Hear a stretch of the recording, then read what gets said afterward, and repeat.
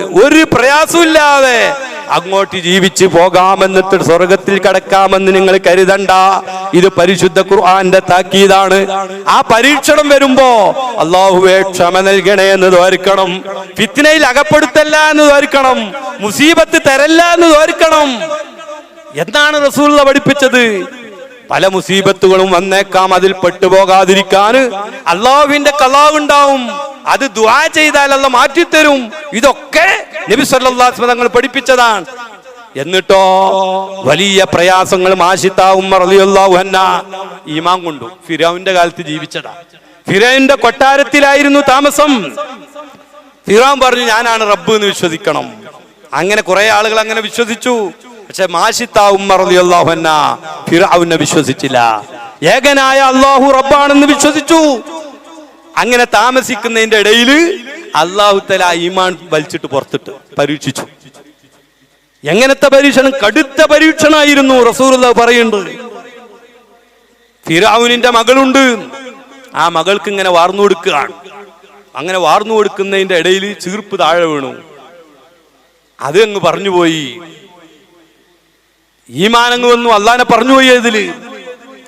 അപ്പോ ഫിറഔന്റെ മകൾ ചോദിച്ചു, നിങ്ങൾക്ക് എന്റെ ഉപ്പയല്ലാത്ത റബ്ബുണ്ടോ? അപ്പൊ പറഞ്ഞു, റബ്ബി വ റബ്ബുക്കി വ റബ്ബു അബീക്കി അല്ലാഹ്.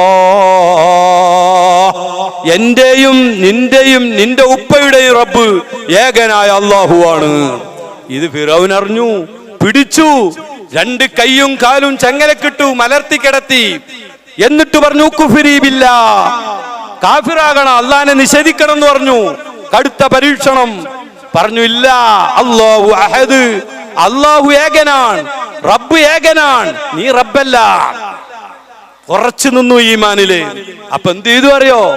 തന്റെ വലിയൊരു മകൻ, തന്റെ മക്കളുണ്ട്, ഒരു മകനെ എണ്ണ തിളപ്പിച്ച് ആ തിളക്കുന്ന എണ്ണയിലേക്ക് മകൻ അങ്ങിട്ടു. ഇത് കണ്ടു, കൺമുമ്പിൽ കാണുകയാണ്.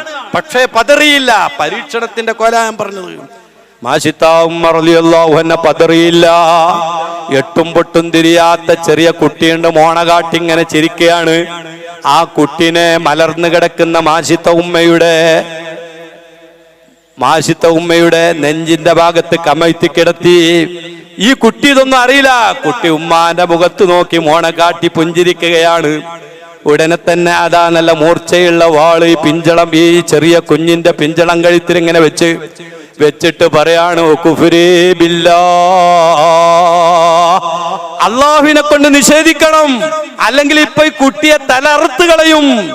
മാഷിത്താ ഉമ്മർ റളിയല്ലാഹു അൻഹ കണ്ണിങ്ങനെ ചെമ്പി അങ്ങനെ കടിച്ച് പിടിച്ചു, ചുണ്ട് കടിച്ചങ്ങ് പിടിച്ചു. ഇല്ല ഇല്ല, പിന്മാറൂല. ആ കുട്ടിയുടെ കഴുത്തിൽ ഇങ്ങനെ കത്തിവെക്കാൻ സമയത്ത് കുട്ടി പറയാണ്, ഉസ്ബിരി യാ ഉമ്മാ, ഉമ്മാ നിങ്ങൾ ക്ഷമിച്ചോളൂ, കണ്ണു തുറക്കണ്ട, നമുക്ക് സ്വർഗത്തിൽ സംഗമിക്കാം. അതാ കരകര എന്നുള്ള നിലയിൽ ഈ പിഞ്ചിളം കഴുത്തിൽ ഇങ്ങനെ കത്തി ഇങ്ങനെ ആഴ്ന്നിറങ്ങിയപ്പോ ആ ചുടുത്തിണം തന്റെ മാറിലൂടെ ഉറ്റിപ്പോഴപ്പോഴും അല്ലാഹു അഹദ് എന്ന് പറഞ്ഞ മാഷിത്താ ഉമ്മർ റളിയല്ലാഹു അൻഹയുടെ ഈമാനിന്റെ കട്ടി എത്രയാണ്! അതുപോലുള്ള പരീക്ഷണം അല്ലാഹ് പറയാണ്, അമസിബ്തും അൻ തദ്ഖുലുൽ ജന്ന വലമ്മാ യതികും മസലുൽ ലദീന ഖലൂ മിൻ ഖബലികും. മുൻഗാമികൾ സഹിച്ച ഈ ത്യാഗത്തിന്റെ ഒരംശം നിങ്ങളുടെ ജീവിതത്തിൽ ഇല്ലാതെ നിങ്ങൾക്ക് സ്വർഗത്തിൽ കടക്കാം എന്ന് നിങ്ങൾ വ്യാമോഹിക്കുന്നു. നമുക്കതൊന്നുമല്ല. നമുക്ക് തലവേദന വന്നാന്ന് നിസ്കാരമില്ല. നമ്മുടെ ഈമാന്റെ പവറാ ഞാൻ പറയുന്നത്. എന്തെങ്കിലും ഒരു ചെറിയ പ്രയാസം വരുമ്പോഴേക്ക് എന്തേ അല്ലാഹ് അങ്ങനെ ചെയ്തു? നമ്മുടെ ചോദ്യമാണ്. ഈമാൻ ഉറച്ച ഈമാനാകാത്ത വേണ്ട, രോഗമുള്ള ഈമാനാണ്. ഈമാന് രോഗം വന്ന ഇങ്ങനെ കുറെ തകരാറ് വരും. ഫീ ഖുലൂബിഹിം മറളും ഫസാദഹുമുല്ലാഹു മറളാ. ഈമാൻ ഉറച്ചിട്ടില്ല എന്നാണ്. എന്ത് പരീക്ഷണം ഉണ്ടെങ്കിലും യജമാനനായ റബ്ബ് ഈ ഭൂമി ലോകം സുഖിച്ച് ജീവിക്കാനുള്ളതല്ല, ഇവിടെ പലതും തരണം ചെയ്യേണ്ടി വരും. എന്നിട്ടോ മഹദിയായ മാഷിത്താ ഉമ്മർ റളിയല്ലാഹു അൻഹ അവിടത്തെയും അവർ കൊന്നുകളഞ്ഞു. നബി സല്ലല്ലാഹു അലൈഹി വസല്ലം തങ്ങൾ ഒരു വഴിയിലൂടെ സ്വഹാബത്തിന്റെ കൂടെ നടക്കുമ്പോ നല്ല സുഗന്ധം ഇങ്ങനെ അടിച്ചു വീശുന്നു. നബി തങ്ങൾ ചോദിക്കാണ്, ഈ പരിമളം എവിടെ നിന്നാണെന്ന് സ്വഹാബത്തെ നിങ്ങൾക്കറിയോ? ഇത് മാഷിത്ത ഉമ്മയുടെ ഖബറിൽ നിന്ന് അടിച്ചു വീശുന്ന സ്വർഗത്തിലെ പരിമളമാണെന്ന് ഖാല റസൂലുള്ളാഹ് പറഞ്ഞു. ഹാജറ ഉമ്മ റളിയല്ലാഹു അൻഹുവിന്റെ സംഭവം കാണാം. എന്റെ സഹോദരിമാർക്ക് വേണ്ടി ഞാൻ ഓർമ്മപ്പെടുത്തുകയാണ്. ചെറിയ പ്രയാസം ഉണ്ടാകുമ്പോഴത്ത് നമ്മൾ ദീന് വിട്ട് കളിക്കാൻ പാടില്ല. ദുന്യാവിന്റെ എന്തെങ്കിലും ഒരു തകരാറ് അത് നമ്മുടെ മുമ്പിൽ വരുമ്പോ നമ്മൾ ദീന് വകവെക്കാതെ ആ ദുന്യാവിന് വേണ്ടി ദീൻ ഒഴിവാക്കാൻ പാടില്ല. സുബ്ഹാനല്ലാഹ്, എന്തെല്ലാം കാര്യങ്ങളാണ് ഇന്ന് നമുക്ക് രണ്ട് വിഷയങ്ങൾ വന്നാൽ റസൂലുള്ളാഹ് പറയാൻ മൂന്ന് കാര്യങ്ങൾ അതൊരു മനുഷ്യന്റെ ഹൃദയത്തിൽ ഊന്നിയിട്ടുണ്ടോ എന്നാൽ വജദ അലാവത്തൽ ഈമാൻ, അവന് ഈമാന്റെ മാധുര്യം ഉണ്ടാവും. ആ മൂന്ന് കാര്യങ്ങൾ ഒന്നെന്താ? അയ്യകൂനല്ലാഹു വറസൂലുഹു അഹബ്ബ ഇലൈഹി മിമ്മാ സിവാഹുമാ. അവന് ദുന്യാവിന്റെ ഏത് കാര്യം മുന്നിൽ വന്നാലും അത് അല്ലാഹും റസൂലും പഠിപ്പിച്ചതിനെതിരാണോ എന്നാലോ അല്ലാഹു റസൂലും മുൻഗണന കൊടുക്കും. ദുന്യാവിന്റെ ആ കാര്യം ഒഴിവാക്കി കളയും, എത്ര നട്ടുണ്ടായാലും. ഇതാണ് ഈമാന്റെ മാധുര്യത്തിന്റെ അടയാളം. ഞാൻ ഒരു ഉദാഹരണം പറയാ. നമുക്കൊരു വണ്ടി വേണം, ഒരു വണ്ടി വേണം. ആ വണ്ടിക്ക് മുഴുവൻ കാശ് കൊടുക്കാൻ നമുക്കില്ല. അപ്പോ പിന്നെ എന്ത് ചെയ്യും? അത് അടവിനെടുക്കും. അടവിനെടുക്കാറുള്ള ഇന്നത്തെ ചുറ്റുപാട് മുഴുവൻ പലിശയാണ്. പലിശയിൽ അത് ഇട്ടിയത് പലിശ. അതൊന്നും ഇപ്പൊ നോക്കിയാൽ പറ്റൂല ഉസ്താദെ, വണ്ടി നിർബന്ധമാണ് പലിശക്ക് എടുക്കന്നെ. അള്ളാഹും അവന്റെ റസൂലും പലിശ ശക്തമായിട്ട് നമ്മോട് വാണിംഗ് തന്നതാണ്. പക്ഷെ ആ വിഷയം നമ്മളെ മുമ്പിൽ വന്നാൽ നമുക്ക് നമ്മളെ ദുന്യാവിന്റെ കാര്യം നടക്കണം, അതങ്ങ് പോട്ടെ. ഈമാനിന്റെ മാധുര്യം വന്നിട്ടില്ല. സുബ്ഹാനല്ലാഹ്.